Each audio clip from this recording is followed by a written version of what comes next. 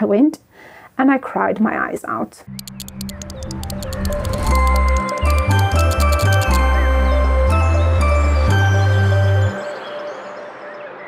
Good day everyone, and welcome back to my channel. My name is Kaylin and this is Foundation First. At Foundation First, our aim is to bridge the gap between home and school to empower both parents and teachers to provide children with learning opportunities through developmentally appropriate avenues. So today what I'd like to talk about is what I learned as a teacher from the beginning of my teaching career right until the end. This was a gradual process over time, and that is what I learned about parents from a teacher's point of view. Now, something that often comes through as a teacher, especially really early on into their career, you go into teaching for the children. You don't go into teaching for the parents.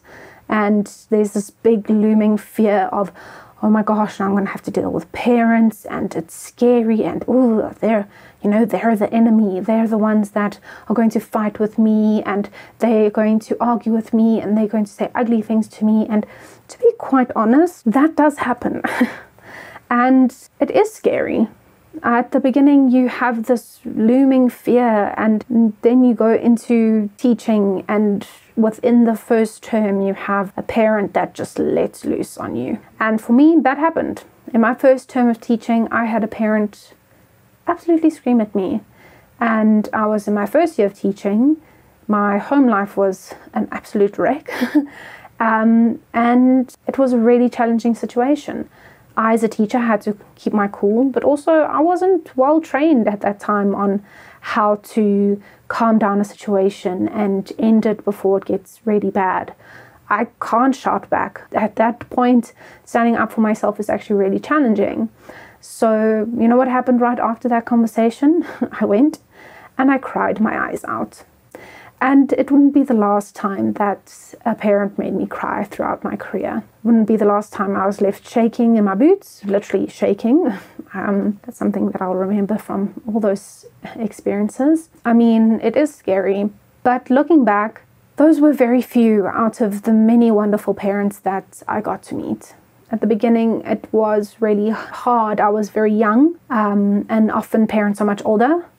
But then you get a little bit further into your career and you're closer to the ages of the parents. Maybe sometimes they are your age. And you start to realize that actually those people that you're working with are just people as well, just like you are. And I had an ex-principal say to me once, it wasn't just me, it was the whole staff, saying that your child is your heart walking outside of your body. And as somebody without children of my own, that was the best way to understand what it's like to be a parent and how parents are just out to protect their children, no matter what. Some are a lot more feisty, and some are a lot more calm. But at the end of the day, those parents, their children are their number one.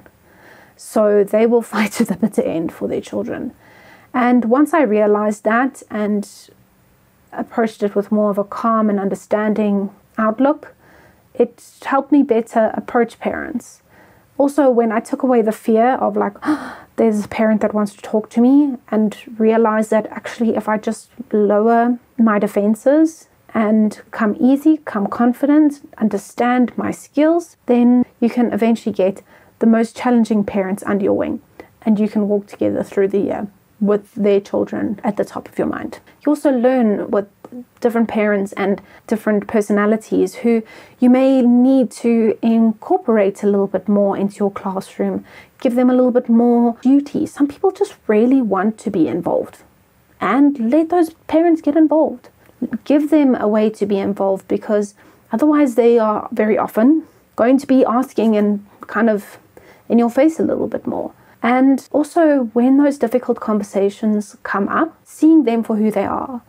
Now, when it comes to difficult conversations with parents, very often it is really hard. Almost always it's really hard for that parent to hear it. And you're going into the space and discussing this child, their child, and how they may be struggling. And often they take it personally. They take it as something they've done wrong, or How can my precious baby have something that they're going to be struggling in that may keep them back? But as long as you consistently remind them that we're doing this because we love the kids and early intervention is key, also name what you see. I had a parent who I could see that they were very anxious about their child's speech, and she was coming up for reasons like, oh yeah, we've really been trying, but I don't know so much. And I paused and I said, I can see that you're really feeling very defensive about the reason why your child is struggling. But I want you to be kinder to yourself and realize that every child has something. Every child is unique, and you are not wrong for doing what you needed to do to get through your days when he was younger. You did what you needed to do. You can't control everything. You were the best parent that you needed to be at that time, that you could be at that time. And maybe certain things affected his development, but look, we're here having a conversation, and you and I are talking, and we're going to make it better. And this is why we have these conversations. And when I had that moment of speaking to her and showing up and seeing her and validating her feelings, she relaxed and realized that it's okay. It's not me. It's not my fault. I didn't break my child. And the parent really opened up. And it was really a wonderful thing to see, and I was very happy and grateful for it. This is a message to all students that are studying teaching now, and teachers very early on into their career who are really nervous and scared of parents. I remember the first time that I had my report conferences, my parent-teacher meetings, and I remember how frightened I was. I was so scared. But once I did it once, I realized I had to do it so many more times. But eventually, you do it so many times that you realize these people are just people. At the end of the day, they're people. They're people who love their little people. That's it. At the end of the day, they cannot hurt you. They may say things that are really mean sometimes. See them as people. Understand that it's not personal if they are trying to make it personal and they are saying mean things, but try to remember that when they are saying something or where they are becoming a bit defensive, that's a reaction on their feelings and their emotions, not on you. When you've done something wrong, apologize as a teacher and as a parent, but as a teacher. When you've done something wrong as a teacher, you've made a mistake, you've forgotten to get, if there's anything that I have done throughout my teaching career is forgotten things. My memory is so shocking. And the more that needs to fit into this memory card, the less space it has. And in teaching, you have to remember so many things. So that was one thing that didn't work for me. But when you forget, apologize. The best that you can do is accept that you've made a mistake, apologize when you need to, and then try your best to do better in the future. It's the best that you can do. At the end of the day, some things we're not so good at as teachers. We have to be accountants, we have to be psychologists, we have to be parents when the parents aren't around. We have to be counselors, admin staff. Don't remind me of the admin of teaching. That was not my strong point. But we have to be so many things. And you know what? At the end of the day, the thing that you have to be good at is teaching and looking after those kids. If you're not good at the other stuff, at least you are good at teaching those kids. For me, I was good at teaching kids. If you are there to care for those kids, the parents will see that. And if you forget something and you miss out on something, the parents will be warmer and more open to those mistakes. They won't be so defensive. So open your mind up, open your heart up, let them in. Realize that at the end of the day, your classroom is a community. Make it a community, make it feel like a community. You're there, these children are with you for the whole year. Best make it a good one and invite the parents in. Like, they don't have to come into your class. You know what I mean. But invite them into your heart and your mind, and find ways that you can celebrate special moments about their children. Don't just message them about the bad stuff. Message them about the good stuff too. The wonderful milestones that you've been working so hard on.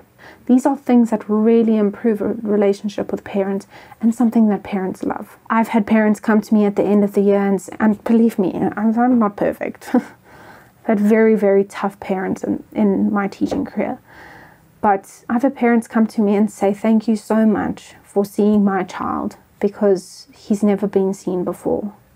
And you are the first teacher that saw him for who he was. That was my second year of teaching. And I remember that boy.